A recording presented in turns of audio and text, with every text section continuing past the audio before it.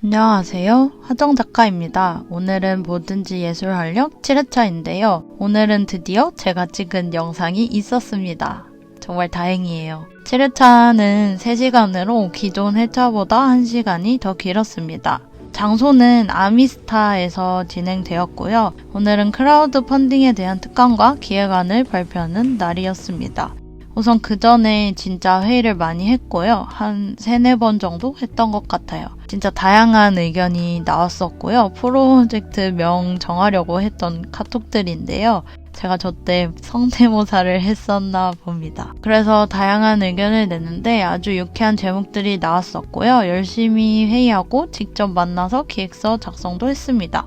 물론 저는 대면은 힘들어서 비대면 회의로 열심히 참여했고요.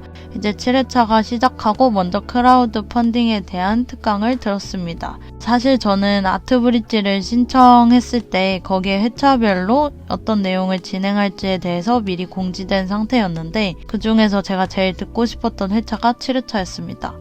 그때 당시 물론 지금도 그렇지만 저는 도전하는 것을 좋아해서 크라우드 펀딩을 해보고 싶다는 생각을 하고 있었어요. 그래서 7회차 특강 때 크라우드 펀딩에 대한 내용을 다룬다는 것을 알고 지원할 때 되면 좋겠다 했던 기억이 납니다. 크라우드 펀딩에 대한 강의는 이번에 처음 들었지만 너무 좋았어요. 제가 궁금했던 거라서 더 그런 것 같아요. 아직도 크라우드 펀딩을 적용하려면 실제로 해보려면 많은 어려움이 있겠지만 그래도 전보다는 많이 알게 된 것 같아서 기분이 좋았습니다. 특강이 끝나고 발표를 해야 됐습니다. 저희 조의 차례가 돼서 이번에는 사운드 아티스트님께서 발표를 해주셨고요.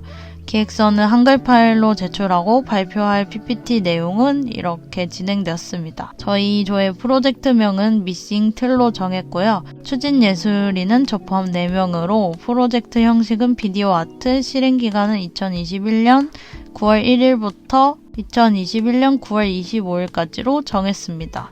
실행 장소는 선마루 놀이터와 창신동 골목이었고요. 프로젝트 유통 채널은 유튜브 및 인스타그램이었습니다.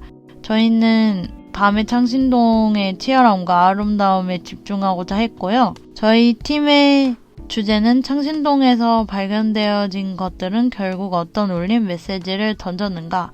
끊임없이 오르는 행위 속에서 그들은 무엇을 발견하고 말하고자 하는가? 결국 그들은 각자의 길을 홀로 등반하는 것이 아니라 동반하는 것이었다라는 내용의 주제를 갖고 있습니다. 기획 의도로는 예술가는 가장 보편적이고 평범한 순간들조차 특별한 순간으로 치환한다. 단순히 지나칠 수 있는 작은 순간들에서 아름다움을 포착하여 근본적인 삶의 이치를 담아내려 노력한다. 우리는 짧은 여름 창신동에 올랐고 오른다는 행위에서 작품의 의미를 도출했다.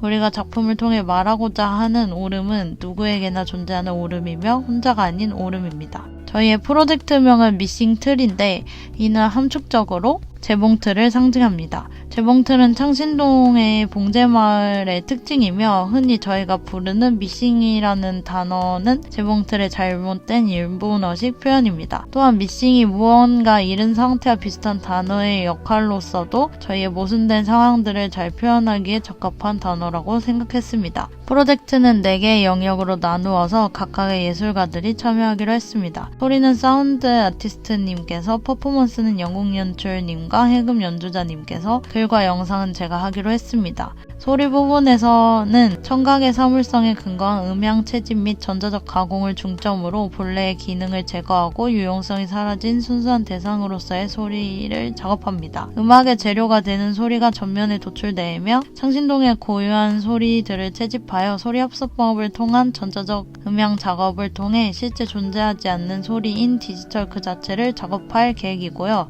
퍼포먼스에서는 연극연출님과 해금연주자님께서 함께 하시는데 각각의 퍼포먼스가 다르게 진행되기 때문에 개별적으로 설명하겠습니다. 연극연출님의 퍼포먼스는 걷기의 의미와 모습을 연장하고 도시의 환경을 체감하고 현실을 쇄신하기 위한 수행 방법으로서의 걷기를 진행합니다. 연습의 모습들과 언덕을 오르는 모습을 교차하여 불안한 모습을 보여주고 그 길에 우리가 함께 오르고 있음을 전달하고자 합니다. 해금 연주자님의 퍼포먼스는 반복을 중점적으로 이루어집니다. 연주란 이질적인 사물을 자신의 신체 일부로 만드는 작업이며 가장 이질적이자 동시에 나를 가장 잘 표현하는 악기입니다. 해금은 자신을 가장 잘 표현해주는 수단인 동시에 극복하지 못한 과제로서 이 길의 끝에서 해금과 합일되는 다소 허망하고 찬란한 꿈을 꾸는 모습들을 표현합니다. 저의 글과 영상은 텍스트, 변조된 목소리, 시선이 담긴 창신동이라는 주제로 모순된 단어 텍스트 및 변조된 목소리를 이용하여 모순이라는 추상적인 개념을 구체적인 언어로 표현하고자 했습니다. 저희의 추진 계획을 도표로 제작해봤고요. 추진 내용의 날짜와 어떤 것을 할지에 대해서 적었습니다. 회차가 끝나고 나서 저희는 수제버거를 먹으러 갔습니다. 원래 메뉴를 거의 제가 선택을 했었는데 뭔가 그게 좀 미안해서 연극연출님께서 좋아하시는 수제버거집에 갔습니다.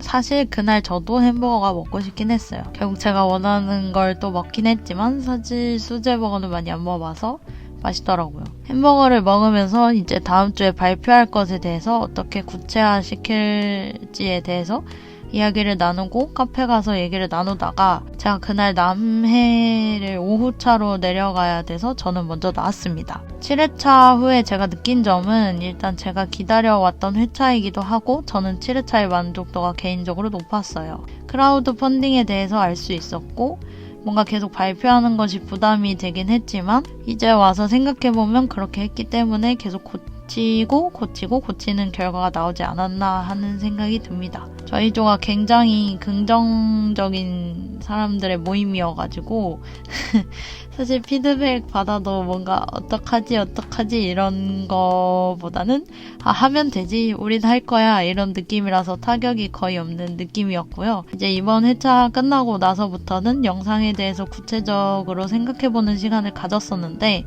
뭔가 저는 영상을 배우지 않았으니까 잘 모르는 단어도 많았고 그냥 왜 이게 안 된다고 하는지 잘 모르겠던 부분도 많았으나 잘 이끌어준 팀원들 덕분에 여전히 방향을 잃지 않고 계속 잘 갔던 것 같아요. 오늘도 영상을 봐주셔서 감사합니다. 좋아요와 구독, 댓글도 부탁드려요.